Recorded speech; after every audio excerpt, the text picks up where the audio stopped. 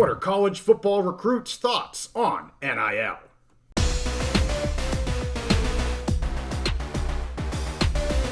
NIL is the topic that won't stop, so we're back on the big mountain to keep you updated. Hey, it's really good to have you here on the mountain. I am JY. This is my good friend Steve. And Steve, we want to get back on a topic we've done a few episodes on, NIL, and we want to talk about the recruits and what are they saying, what are they seeing. I saw just recently a article in The Athletic. I found it really interesting to get some views from recruits. I know you want to talk about something that you found in terms of what are recruits being paid. I think there's a lot of these thoughts out there, and I don't think anybody really knows what's going on. So let's hear right from the recruits. They're the ones that are, getting the effects of these sorts of things. So I'll start with just the article. I pulled out a few of the questions that they had in here. They usually had about 12 or so recruits answer these, and then we'll get to the 247 info that you have. But I found this article, again, very interesting. Talked about football recruiting. And let's get into the first question, the biggest one. Did you sign with the school that offered you the best NIL deal? There were 12 responses. They obviously didn't know who these kids were, who these players were. They didn't have names to them or anything like that. But only one of the 12 said that they signed with the school with the best NIL deal. Most said it came down to different things like the bond with the coaches and how they feel they felt in that program. They had dream schools that, hey, my dad played at Tennessee and I'm going to play at Tennessee, whatever the case may be. And some of them just said, I feel like I went with the school that I felt gave me the best chance to go to the NFL. So it wasn't about what can I get today. It was what can I get in 4 or 5 years, whatever the case may be. So I found that really interesting. Only one of 12 for right now went with the best deal. Number 2, how many calls a day from reporters do you get about recruiting? They all basically said 5 to 6. Some were even higher than that, but on average about 5 to 6 a day, which would drive me absolutely bonkers. I wouldn't even pick them up, but most of these kids said for the most part they did pick them up. Some of them handled them, some of them passed them off to a coach or a parent or something like that. But yeah, man, I shut my phone off. One of them actually said they got a different phone. They went and got a different phone because they were done with it. Yes. I think it's interesting. Excuse me. It's interesting they asked them how many calls they got per day. I'd be really interested if they asked how many texts they get per day. I think it was both, calls and texts. Okay. I probably should have said calls and texts. Sorry, yes. Calls and texts. Just nonstop. Crazy stuff happening. Yeah. A third question, did you partake... this was my favorite one. The first two were legit interesting. This one's just funny, and I was anxious to see what they said. Did you partake in any trolling on social media about where you were going to go? Trolling the schools that your name was rumored around. They basically all said, "Yep, did it." They had fun with it. Some did it a lot, some did it a little, but yes, they all basically trolled and played games. You see those videos now where they have the 4 or 5 hats and they make it a whole freaking thing. And you might as well have fun with it. You get to do it, well, I guess one time, but anymore, maybe you do it 4 times, 5 times. But anyway, the next question: who was the most arrogant coach you met? Probably not too surprising.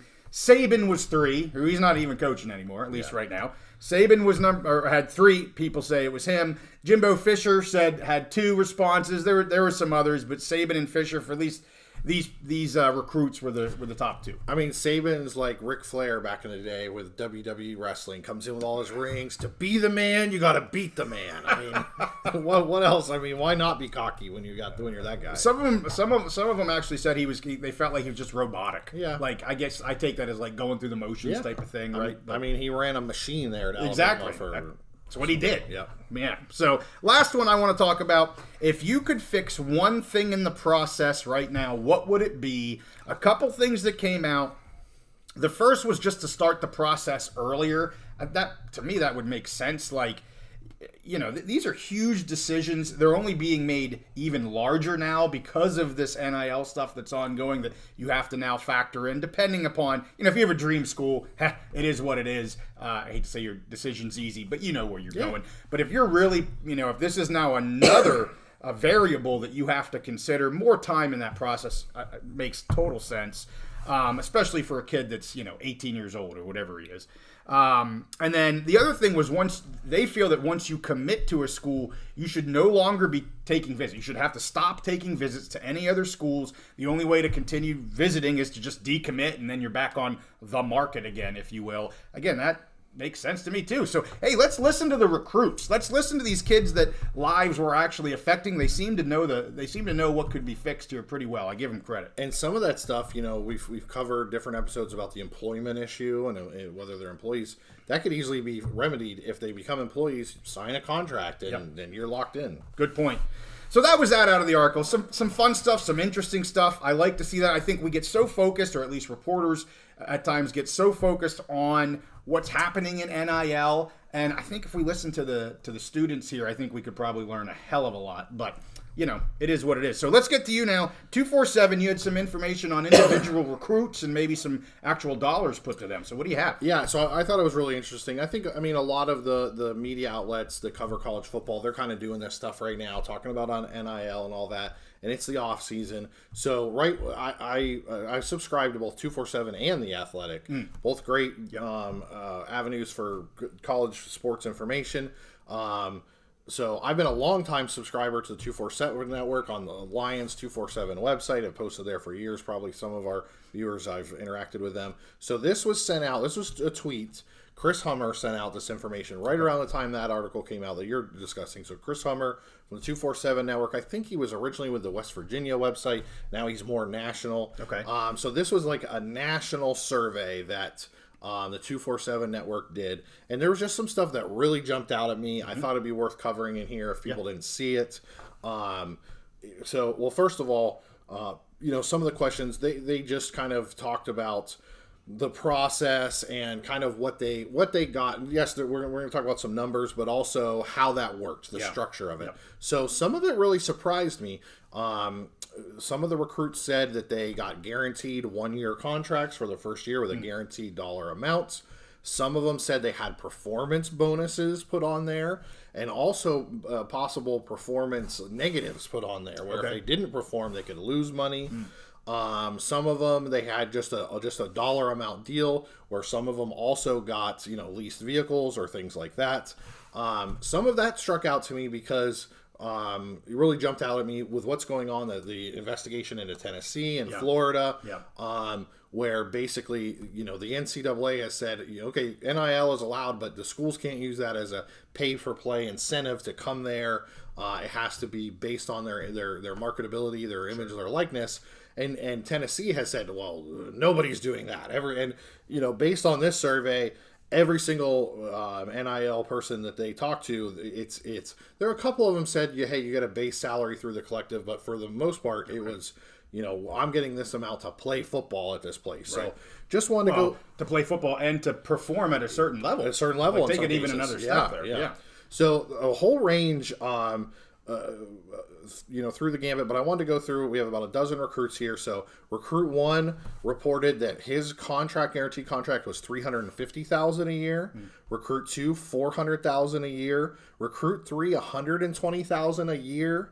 Recruit 5, $120,000 a year. Recruit 6, $72,000 a year. We had another one report $75,000 a year. Another recruit reported $400,000 a year, so now we're getting close to half a $1 million a year. Recruit 9 said he's getting around $1 million a year to play football at this school. And then you have all the way down to recruit 10 gets a few $1,000s a month. Okay. So, that might have been one of those. There was a couple that they said everybody on the team just, here's your little paycheck for showing up kind of thing. All right. So, and then the last recruit said between $600,000 and $800,000 per year, depending on performance. So those, I hadn't really seen hard numbers. I had heard some rumors through my contacts at Penn State of what people were getting there and what their what they were saying. Some of the recruits they were telling them other schools were offering. Right. But this I thought was very interesting to jump out. Hard numbers per year, all the way from a few $1,000s a month to $1 million a year to play football. And honestly, a lot of what's coming out of here shows me that these are not just all the schools around the country that are participating at a high level in NIL. This isn't just, hey, this is your marketability. This is come here, play football, and this is your guaranteed contract for this amount of money. Yep.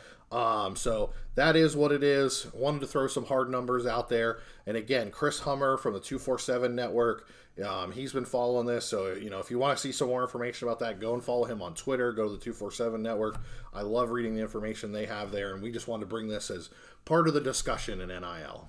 This seems like a black market right now. Yeah. Like what the heck is happening out there? And how do the schools know?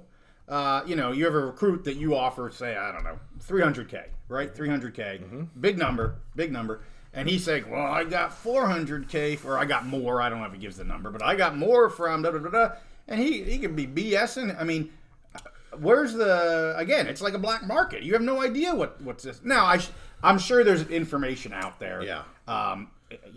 On the down low, so to speak. But wow, just these big dollars we're talking. So a couple things there. I did have someone at Penn State tell me when the first year of this happened, they actually had their current players and recruits come and show them text messages from coaches at some schools maybe down south that have a lot of oil money, throwing out some numbers. So that's one way. I mean, these kids are online 24/7. Right. That's usually how they communicate. They're not getting a fax, usually. Right. It's a text like, hey, buddy, we can give you, you come here, we can give you $700,000 a year. So I think that's kind of one of the now whether they would actually get that amount of money or the coach is just throwing that out there to get them to come visit their school, who knows? Yeah. So that's one part of it. The other part is most of this is being handled by, as far as I know, most of this is being handled by collectives, okay? Mm-hmm. Now, in order to fit with the NCAA rules, a collective is supposed to be separate from the university. However, you have famous alumni, you have people who are very closely connected. They might not be direct employees of the university, but they're very closely connected with the university who are running these collectives, doing these numbers, paying these amounts, working these contracts. So it just the whole thing seems silly, and I don't have I'm no fan of Tennessee. I'm no fan of the SEC. Whatever. Right. I'm a Big Ten fan. I'm a Penn State fan. But this case with Tennessee, to see them get hammered for something that is obviously going on across the board, just seems silly. There's no regulation to this, like you talked about. Right. It's the wild, wild west. Yeah. Are we going to see some kind of regulation? At this point, it seems like the NCAA has no power to regulate this, because when they do, they are running afoul of, federal, whether it's labor laws, antitrust laws, whatever. Does Congress want to get involved? We haven't really seen, they dip their toe in the water, but I don't think we've seen any actual proposed legislation. It looks like it could pass to regulate this. Are the conferences going to do something? We talked about a potential P2 breakaway. Mm-hmm. Can the two of them, the Big Ten and the SEC, can they break away and have some kind of agreement with their players to come up with some kind of legal way to regulate this? Or is this the new future? Is it just the wild, wild west where, you can go, it's like the NFL, but no, it's just free agency every single year. Right. And that's what it's at least for now, that's what it seems like it's going to be. It's this free agency every single year. We talked a couple episodes ago about some of the bills that have been crafted by, was it Sanders and I don't remember who all, but do they get legs or not? They could sit there for forever. You have never known. Bills don't mean a whole lot. No. There's bills flying around all the time, and Congress can't even seem to get together to pay their own bills. Yeah, right. Figure out this. Good point. Hey, the other thing we're going to be doing, I know I've said this a couple times, we are going to be having a lawyer come on, do some Q&A on him to get his take, a lawyer/agent, to get his take on how these collectives get associated with, or how the players get to the collective. And there are agents involved in some of the Q&A that I went over. They talked about getting an agent involved, and a dad said to him right away, you better get an agent immediately. So we're going to get an agent in here. He'll give kind of that side of it, of how a player and a collective get connected and how things kind of work. So I'm anxious to get that going. We'll probably get that up in March. But with that, hey, we thank you guys for watching here. Make sure you guys give us a like, a subscribe, and we'll see you next time on the Big Mountain. It's the Wild Wild West.